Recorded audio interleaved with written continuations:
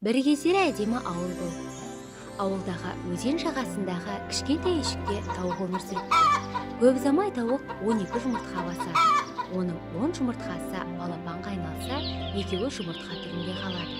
Тауық 2 жұмыртқаны сарайда қалдырып, балапандарына асық іздеп көшеге шығады. Сол сәтте жарылмаған 2 жұмыртқаның бірінен тоқылдаған дыбыс естілді. Көп ұзамай балапан кішкене ғана тұмсығымен қабыршақты жарып шығады. Кішкентай балапан жан-жағына көз салып, анасын іздей бастады. Алайда маңайынан ешкімді таба алмады. Көңілі түсіп кеткен балапан анасын іздеуге бел буады. Кішкене қанаттарымен бетін жауып алып, көшеге қарай беттейді. Аяқтарын енді ғана басуды үйренген балапан жасыл шөп үстіндегі сиырды көреді. Балапан үлкен сиырға таңданып көз алмай қарап тұрады.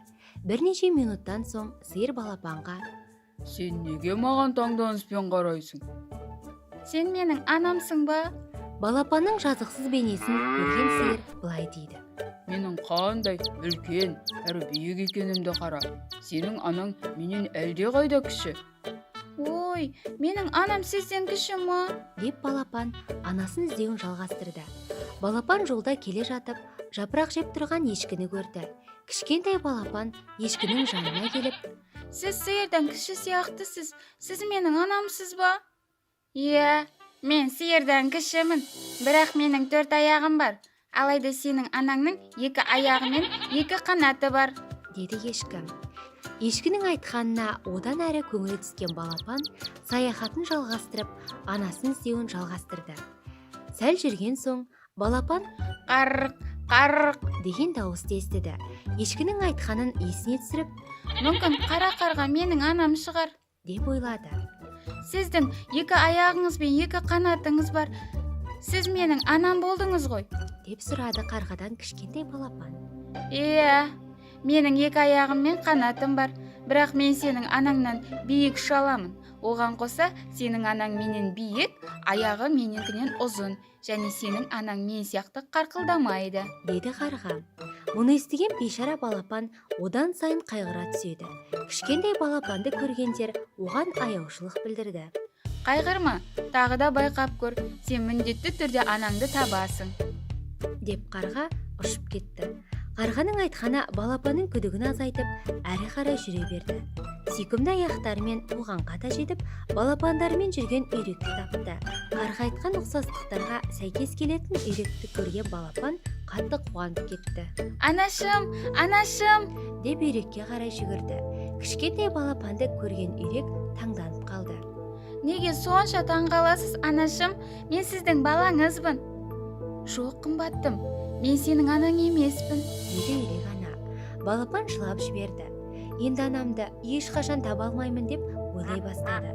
Кішкентай балапанның халін көрген үйрек ана оны аяп кетті.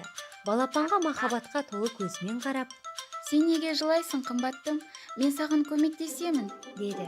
Балапан оған басынан өткен қайғылы оқиғаны айтып берді. Сонда үйрек: «О, Құдайым, сенің анаң мен сияқты кіря демейді.